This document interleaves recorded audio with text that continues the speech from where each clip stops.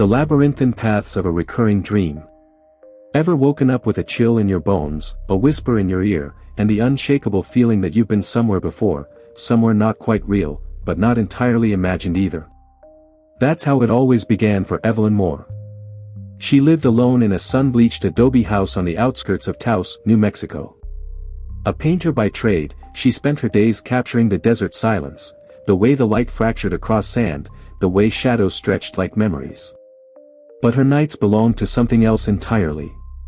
Every time she closed her eyes, she returned to the same place, a labyrinth.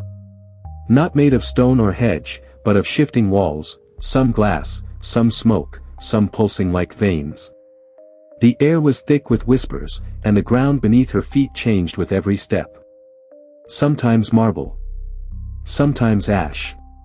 She was never alone. A masked figure followed her. Always at a distance. Always silent. Its mask was porcelain, cracked down the center, and its eyes glowed faintly, not with light, but with memory. Evelyn never saw its face. She never heard its voice. But she knew, somehow, it knew her. At first, she dismissed the dream as stress. Artistic burnout. Isolation. But then the paintings began to change. She'd wake up and find canvases covered in symbols she didn't remember painting, spirals, eyes, doors.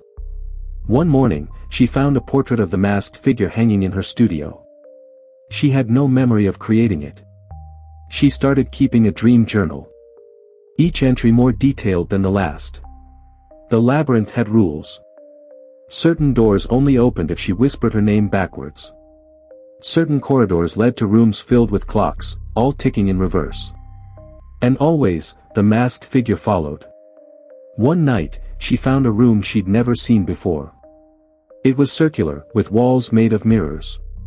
But the reflections weren't hers. They were versions of herself, younger, older, broken, laughing, bleeding.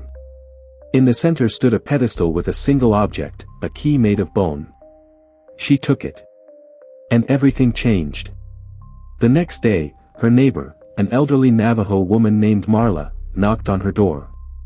She said she'd had a dream about Evelyn. That she saw her walking through a maze, chased by shadows.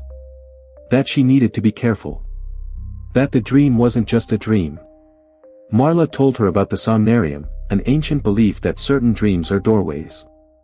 That some people are dreamwalkers, able to enter the spaces between life and death.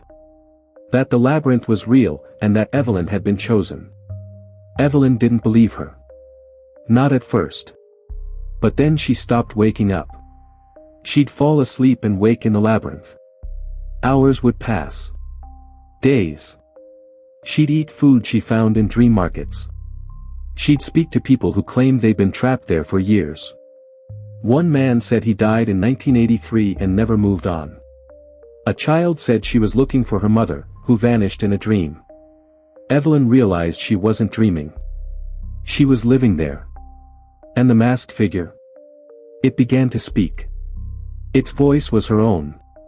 It told her she was split, part of her trapped in the dream, part of her walking through waking life like a ghost. That the coma she suffered at age 10 had fractured her soul. That the labyrinth was her mind trying to reunite itself. She had a choice. Use the bone key to unlock the final door, and wake up fully, leaving the dream behind. Or stay, and guide others out. Become the psyche shepherd, the one who walks the paths and leads the lost to light. She chose to stay. Now, Evelyn paints only in dreams. Her studio in Taos remains untouched, dust gathering on canvases. But in the labyrinth, her art glows, murals on dream walls, portraits of the dead, maps for the lost. And every night, someone new finds her. Someone who's been running. Someone who's ready to stop.